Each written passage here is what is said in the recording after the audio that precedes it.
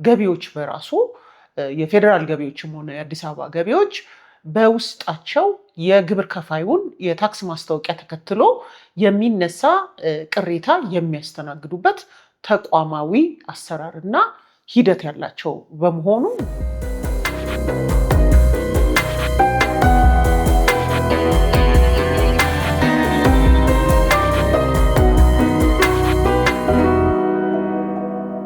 እንዴት ቆያችሁኝ? ጠበቃ ሰብለ አሰፋ ነኝ። ዛሬ እንግዲህ በግብር ውሳኔ ላይ ቅሬታ ያለው ነጋዴ ምን አይነት ሂደቶችን በመከተል ውሳኔውን ሊያሻሽል ሊያስለውጥ ይችላል ስለሚለው ነው ይህንን ቪዲዮ ይዤላችሁ የመጣሁት። ይህንን ዩቲዩብ ቻናሌን ሰብስክራይብ፣ ፎሎ፣ ላይክ፣ ሼር በማድረግ የበለጠ ደግሞ ጠቃሚና የተብራሩ መረጃዎችን ማግኘት ትችላላችሁ። እንግዲህ ወቅቱም የግብር ነው። አንድ ነጋዴ የንግድ ስራውን በሚመለከት መክፈል ያለበትን ግብር በሚመለከት የታክስ ማስታወቂያ ይደርሰዋል።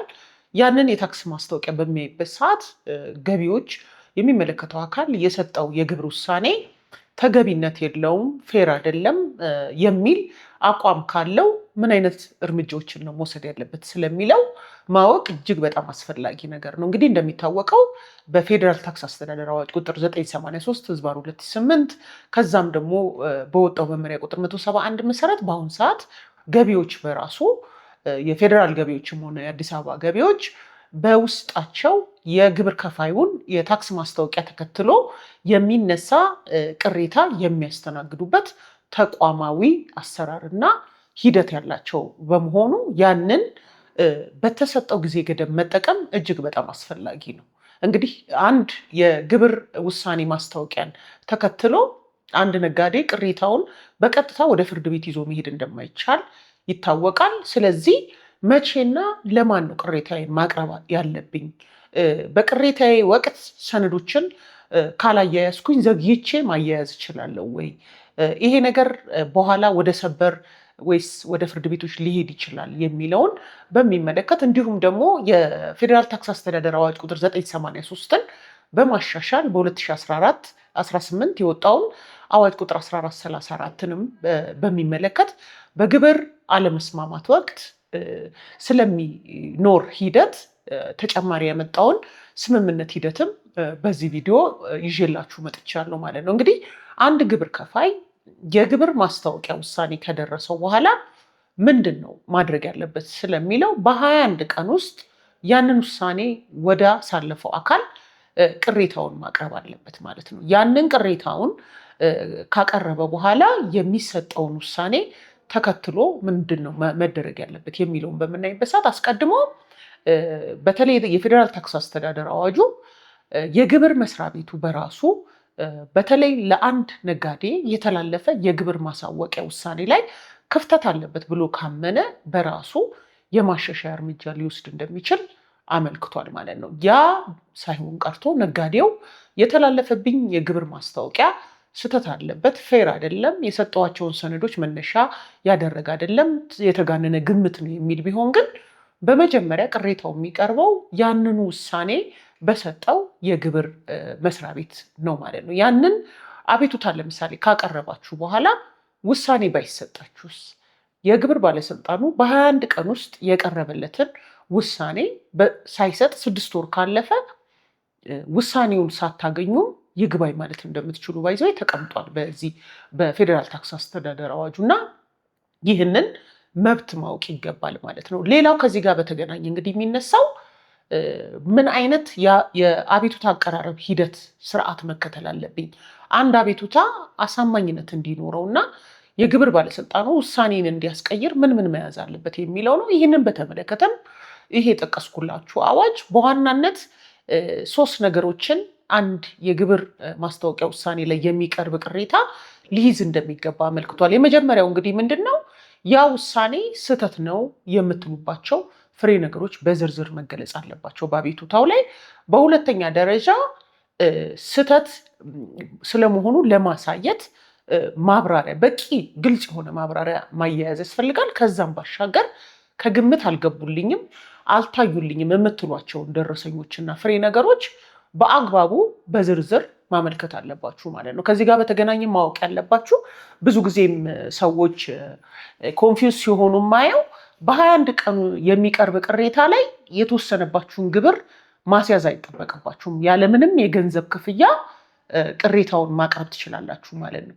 እንግዲህ ቀጥሎ የሚነሳው አንድ የግብር ቅሬታ አቤቱታ ተቀባይነት እንዲኖረው አቤቱታውን በራሴ ነው የማዘጋጀው ወይስ በግብር መስሪያ ቤቱ የተዘጋጀ አፕሊኬሽን ፎርም አለ የሚል ነው። ከዚህ ጋር በተገናኘ ማወቅ ያለባችሁ የግብር ቅሬታው የሚቀርብበት የተለየ ስርዓት የለም፣ የተለየም ደግሞ ቅጽ በገቢዎች የተዘጋጀ የለም። ስለዚህ ቅድም የገለጽኩላችሁን 3 ነገሮች አብራርታችሁ ለምንድን ነው ውሳኔው ትክክል አይደለም ሊሻሻል ይገባል የምትሉበት ምክንያት፣ ለዚህ ስህተት መነሻ ሆኗል የምትሉትንና ማስረጃዎቻችሁን ገልጻችሁ ማቅረብ ይኖርባችኋል። የተለየ ቅጽ ወይም ሪኳየርመንት የለውም ማለት ነው። እንግዲህ አቤቱታው በዚህ መልኩ ከሆነ የሚዘጋጀው ቀጥሎ የሚነሳው ምን አይነት ማስረጃዎችን ማያያዝ አለብኝ፣ ምን አይነት የግብር ውሳኔ አቤቱታ ነው ተቀባይነት የሚኖረው፣ ምን አይነት ማስረጃ ያጠናክረዋል የሚለውን በምናይበት ሰዓት አንደኛ የቲን ነንበራችሁን፣ ቫት ተመዝጋቢ ከሆናችሁ ቫት የተመዘገባችሁበትን የደረሳችሁን ውሳኔ የግብር ማስታወቂያ ውሳኔውን ማያያዝ ያስፈልጋል። ከዛ በተጨማሪ ውሳኔው ሊለወጥ ይገባል የምትሉበትን ነጥብ የሚያብራራላችሁ ወይም ደግሞ ያለ አግባብ አልታየልኝም የምትሉትን ማስረጃ አብራችሁ ልታያይዙ ትችላላችሁ ማለት ነው። እንግዲህ ከዚህ ጋር በተገናኘ በርካታ ነጋዴዎች የሚገጥማቸው ችግር ምንድን ነው? በግብር ውሳኔ ማሳወቂያው ሂደት አስቀድሞ ኦዲት ሲደረጉ ወይም ደግሞ ውሳኔው ከመሰጠቱ በፊት ሊከፍሉት የሚገባው ዓመታዊ ግብር መጠን በመወሰን ሂደት ያላቀረቡትን ማስረጃ በኋላ ሊያገኙት ይችላሉ፣ ወይም በተለያየ መንገድ ማስረጃው አስፈላጊ መሆኑን ሊረዱ ይችላሉ። ከዚህ ጋር በተገናኘ ማወቅ ያለባችሁ የፌዴራል ታክስ አስተዳደር አዋጁ በ3 ልዩ ሁኔታዎች አንድ ነጋዴ በግብር ውሳኔው ሂደት ያላቀረበውን ማስረጃ በኋላ በቅሬታ ሊያቀርበው እንደሚችል አመልክቷል እና ያንን ሰነድ አስቀድሜ ያላያያዝኩም ብላችሁ ብቻ ተስፋ መቁረጥ የለባችሁም። በሕጉ የተቀመጡትን ልዩ ሁኔታዎች ማወቅ ያስፈልጋል። የመጀመሪያው ልዩ ሁኔታ ነጋዴው ያንን ማስረጃ ካልታየለት ከፍተኛ ጉዳት ይደርስበታል ተብሎ ከታመነ የሚያመጣው ለውጥ በጣም የጎላ ነው፣ ያ ሰነድ ከተያያዘ የግብር ግዴታው በሚሊዮኖች ይቀንሳል ከተባለ ተቀባይነት ሊያገኝ ይችላል ማለት ነው። ስለሆነም ይህንን አብራርቶ ማስረጃው እንዲያዝላችሁ መጠየቅ ትችላላችሁ። ከዛም ባሻገር ያንን ሰነድ ለምሳሌ የግብር መክፈል ያለባችሁ ግብር መጠን በሚወሰንበት በሚገመትበት በሚሰራበት ጊዜ ያላቀረባችሁት ሰነዱ እጃችሁ ላይ ስላልነበረ ከሆነ ወይም ሌላ ከአቅም በላይ የሆነ ምክንያት ከነበር እዚህ ሀገር ስላልነበራችሁ አይነት ከሆነ ያንን ነገር በማስረዳት ማስረጃዎቹ ዘግይተውም ቢሆን እንዲቀርቡላችሁ ማድረግ ትችላላችሁ። በዚህ በገቢዎች ባለስልጣን በተቋቋመው አካል ዘንድ በ21 ቀን ውስጥ ቅሬታችሁን ካቀረባችሁ በኋላ የሚሰጠው ውሳኔ አሁንም መብቴን ያከበረ አይደለም፣ ፌር አይደለም፣ ፍትሃዊ አይደለም፣ በአግባቡ ደረሰኞቼ አልታዩልኝም፣ በግምት ተወስኖብኛል የምትሉ ከሆነ በሁለተኛ ደረጃ ልትጠቀሙት የሚገባው በተሻሻለው የፌዴራል ታክስ አስተዳደር አዋጅ ቁጥር 1434 መሰረት የስምምነት አካሄድ ነው። የስምምነት አካሄድ እንግዲህ ምንድን ነው? በግብር ከፋዩ ጥያቄ አቅራቢነት ከገቢዎች ጋር በጠቅላይ ሚኒስትር ጽሕፈት ቤት በሚዋቀር ገለልተኛ አስማሚ አማካኝነት አለመግባባቱን በስምምነት በገለልተኛ ተቋም እንዲታይ የማድረግ ሂደት ነው ማለት ነው። ያ ሂደት እንግዲህ ነገሮችን በቅርበት በመግባባት በሁለትዮሽ ሂደት ለማየት እና ሁለቱንም የሚያግባባ ዊን ዊን የሆነ እልባት ለመስጠት ያስችላል ተብሎ ይገመታል። ይሄ እንግዲህ የፌዴራል ታክስ አስተዳደር አዋጁ መሻሻሉ ካመጣቸው በጎ የሚባሉ ውጤቶች አንዱ ነው። ከዚህ ጋር በተገናኘ ማወቅ ያለባችሁ ይሄ አዋጅ በወጣበት ሰዓት በዚህ ሰዓት ማለት ነው ኦልሬዲ የግብር ቅሬታችሁን ይግባኝ ብላችሁ ያላችሁ ነጋዴዎች አዋጁ ከወጣ በ60 ቀን ውስጥ ይግባኙ ለጊዜው ተቋርጦ በስምምነት እንዲያልቅላችሁ መጠየቅ ትችላላችሁ ማለት ነው። ስለሆነም ኦልሬዲ ቅሬታችሁ በይግባኝ ደረጃ እየታየ መሆኑ በራሱ በስምምነት በአስማሚ ሂደት እንዳታልፉ አያደርግም፣ ግን በ60 ቀነ ገደብ ውስጥ ያንን መጠቀም መቻል አለባችሁ። ከስምምነት ጋር በተገናኘ ማወቅ ያለባችሁ አንዴ ገቢዎችና ግብር ከፋዩ ስምምነት ካደረጉና ያ ስምምነት በጽሁፍ ከተደረገ የመጨረሻ ነው የሚሆነው። በዛ ጉዳይ ላይ ይግባኝ ማለት እድል አይኖራችሁም ማለት ነው። ለምሳሌ አንድ ነጋዴ በ21 ቀን ውስጥ ባቀረበው ውሳኔ ላይ ባቀረበው ቅሬታ ላይ የተሰጠው ውሳኔ ባይስማማውና በስምምነት መሄድ ባይፈልግ፣ በነገራችሁ ላይ በስምምነት መሄድ ግዴታ አይደለም። ነጋዴው ሲፈልግ የሚጠቀምበት መንገድ ነው። ለምሳሌ በስምምነት አልሞክርም ያለ ነጋዴ የይግባኝ እድል አለው። ይግባኙ ምን ይፈልጋል የሚለውን በምናይበት ሰዓት በታክስ ባለስልጣኑ በ21 ቀን ውስጥ የቀረበውን ቅሬታ ተከትሎ የሚሰጠውን ውሳኔ በተሰጠበት ቀን በ30 ቀን ውስጥ ይግባኝ ማቅረብ ትችላላችሁ። ይግባኝ ስታቀርቡ ግን የተወሰነውን ይግባኝ 50% ገንዘቡን ማስያዝ አለባችሁ።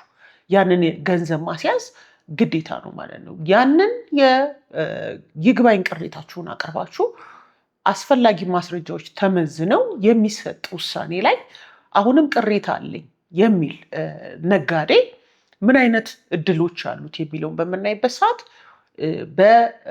የአዲስ አበባ ግብር ከፋይ ከሆነ በአዲስ አበባ ግብር ይግባኝ፣ እንዲሁም ደግሞ የፌዴራሉን ከሆነ በዛው መልኩ በራሱ ተቋም ይግባኙ ታይቶ የተሰጠው ውሳኔ አልተስማማኝም፣ ፍትሐዊ አይደለም የሚል ነጋዴ ከዛ በላይ ለፌዴራል ከፍተኛ ፍርድ ቤት ጉዳዩን ሊወስድ እንደሚችል ተመልክቷል ማለት ነው። ያንን ሁለተኛ ይግባኝ መብት ለማግኘት ግን የተወሰነባችሁን ታክስ 75% ማስያዝ አስፈላጊ ነው ማለት ነው።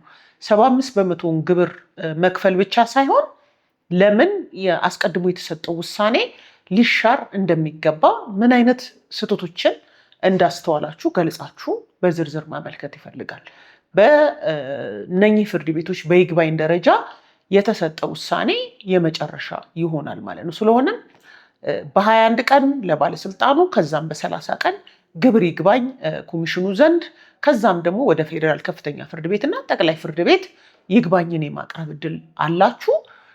ከዛም ባሻገር በሰበር የተሰጡት ውሳኔዎች የህግ ስህተት አለባቸው ብላችሁ ካመናችሁ ሰበር ህግ ስህተቱን እንዲያርመው መጠየቅ ደግሞ መብት መሆኑን ማወቅ ይገባል ማለት ነው። ስለሆነም በዚህ ቪዲዮ አንድ ነጋዴ በተሰጠ የግብር ውሳኔ ላይ ቅሬታ ካለው መቼና ምን አይነት አቤቱታ በምን ማስረጃዎች አስደግፎ የት ማቅረብ አለበት፣ ምን ያህል ገንዘብ ማስያዝ አለበት፣ በተለይ በይግባኝ ጊዜ 50% እንዲሁም ወደ ፍርድ ቤት የሚሄድ ከሆነ 75% ማስያዝ አለበት ስለመሆኑ፣ ከግብር ቅሬታ ጋር ቲን ነምበር፣ ቫት ምዝገባ፣ የግብር ውሳኔውን መታየት ያለባቸውን ማስረጃዎች ማያያዝ ያለባቸው ስለመሆኑ፣ የተሻሻለውና አዲሱ የፌዴራል ታክስ አስተዳደር አዋጅ 1434 በስምምነት የመፍታት ሂደትንም ያመጣ ስለመሆኑና ኦልሬዲ አዋጁ ሲወጣ ጉዳያችሁ በይግባኝ ደረጃ ያላችሁ ነጋዴዎችን የአዋጅ በወጣ በ60 ቀን ውስጥ ጉዳዩ ወደ አስማሚ